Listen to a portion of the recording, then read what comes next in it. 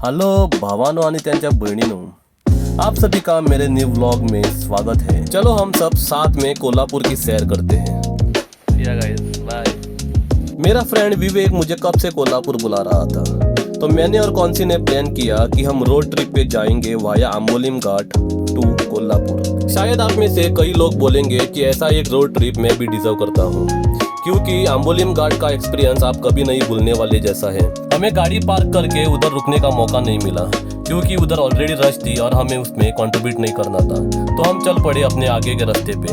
घाट का रीजन तो पूरा कौनसी ने ड्राइव करके निकाल दिया और आगे का रास्ता मैंने मेरे कब्जे में ले लिया और मैं चल पड़ा अपनी मुकाम पे। हमने जब मैप पे देखा तो हमें दिखा रहा था 250 किलोमीटर फ्रॉम बाड़ली टू कोल्हापुर, तो हमने एक अंदाज लगा दिया कि 5-6 घंटे में हम पहुंच जाएंगे। पर हमें मालूम नहीं था कि 10:30 बजे निकलने के बाद हम पहुंच जाएंगे 5:30 बजे, ऑलमोस्ट 7.5 घंटा।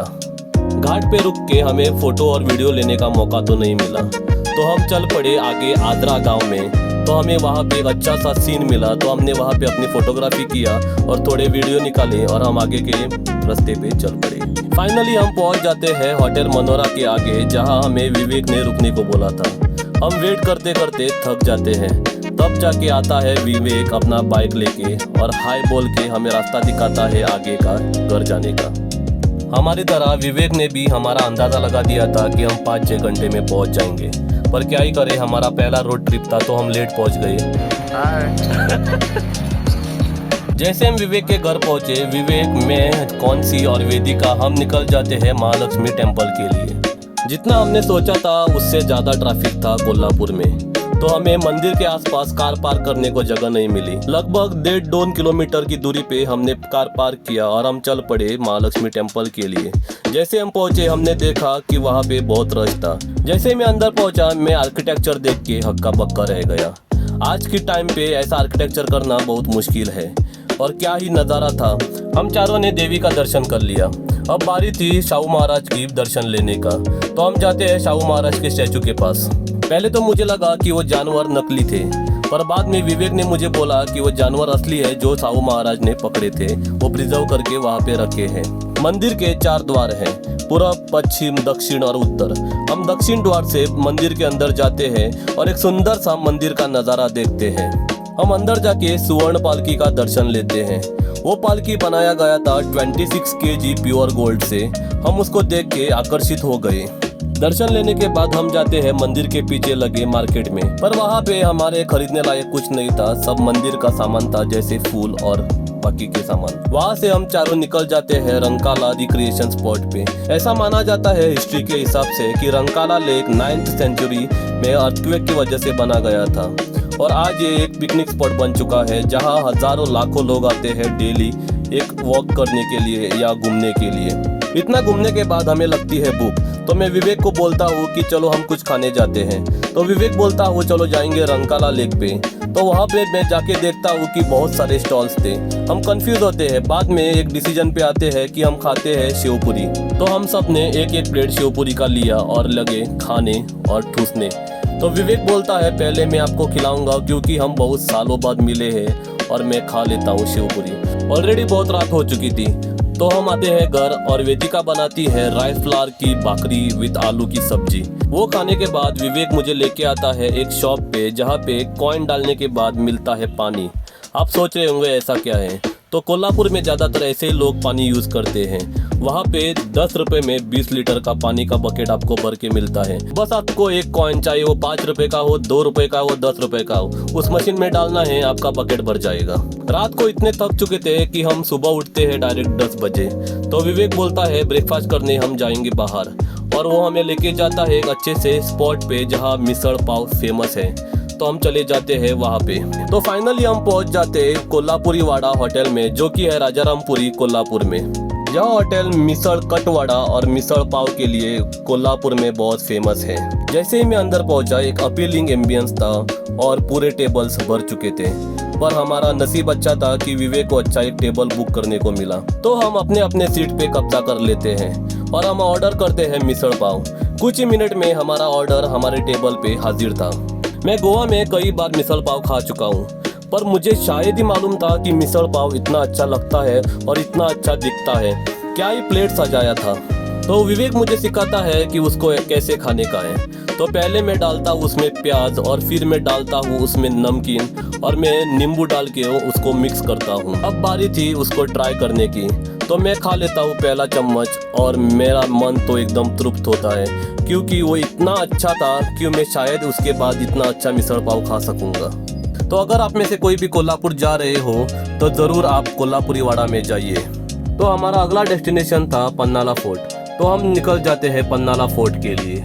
कोल्हापुर में अगर आप ट्रेवल कर रहे हो तो बाय रोड आपको एक टिपिकल गांव वाला फीलिंग आ जाएगा, जहां आपको पुराने बसेस मिलेंगे, पुराने रिक्शेस मिलेंगे।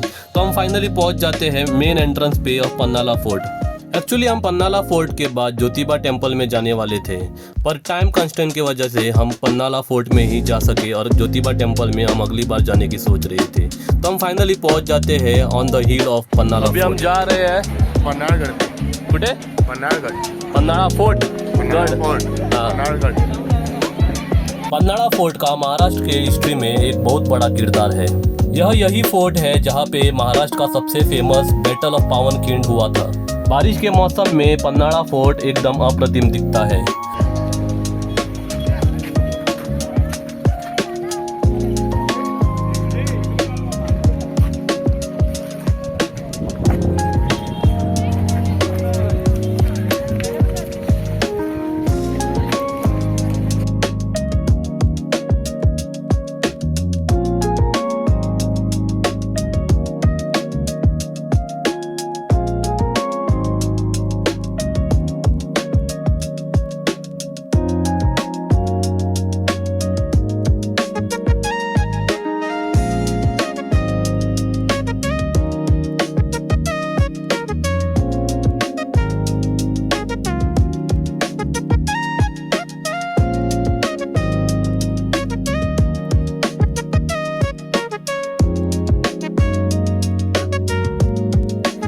हे काय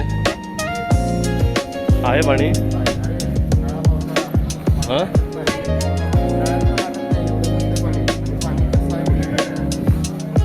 वाव।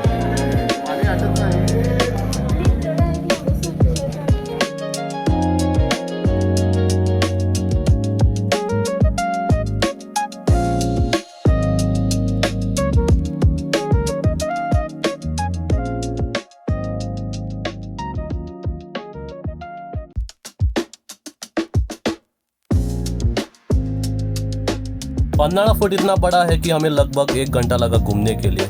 हमने यह भी देखा कि दीवारों पे गोलियों और तोपों की अभी भी निशान बाकी है।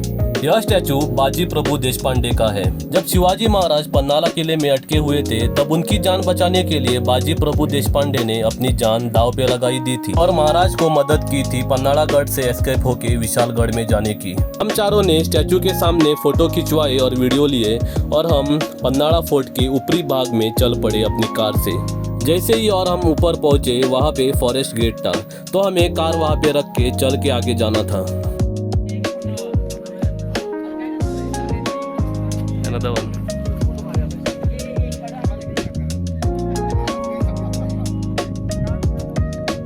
Want to see the down?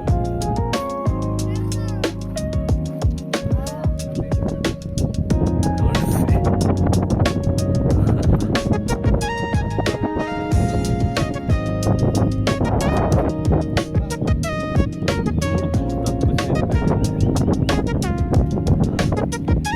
हमारा पन्हाळा फोर्ट टूर तो कंप्लीट हो चुका था। अभी हमें वापस जाना था कोल्हापुर।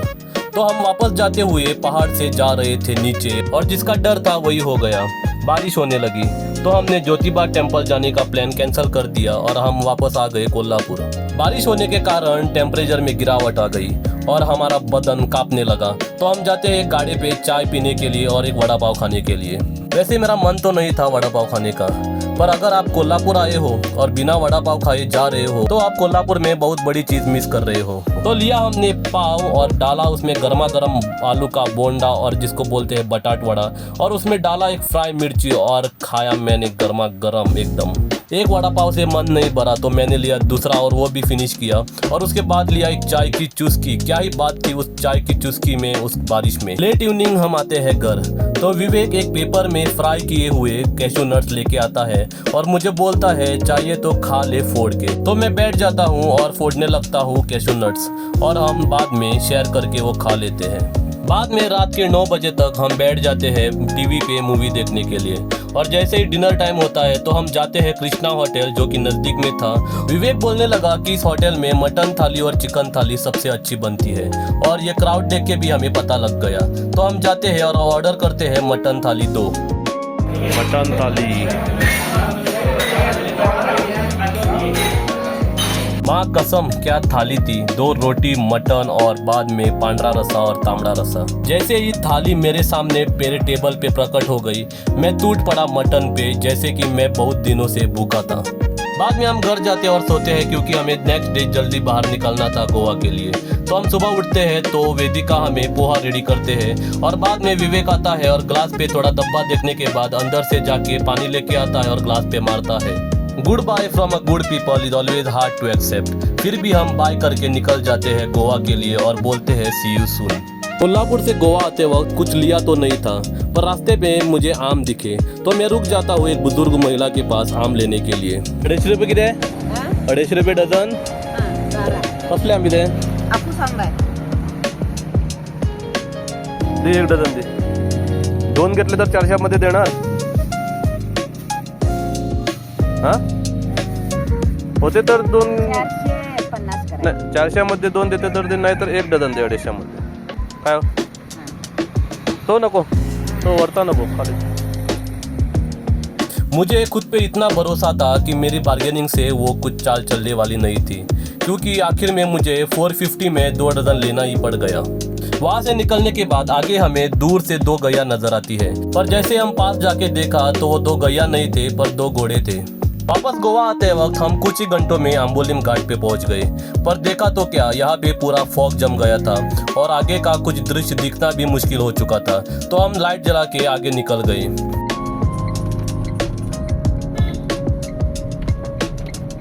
जैसे ही हम गोवा महाराष्ट्र बॉर्डर पे पहुंचे देखा तो क्या पूरा रास्ता तो एकदम ऑफ रोडिंग बन चुका था। एक ही बारिश में रास्ते का कंडीशन ये था, तो पूरा मानसून बाकी है। जैसे कि हमारे लाइफ में अप्स एंड डाउन्स होते हैं, वैसे ही रास्ते पर भी कुछ रास्ते क्लीन होते हैं और कुछ में पॉट होल्स होते हैं। तो अगर हमें 2 पहिए या 4 पहिए पे आगे जाना है तो हमें दोनों रास्तों का सामना करना पड़ेगा।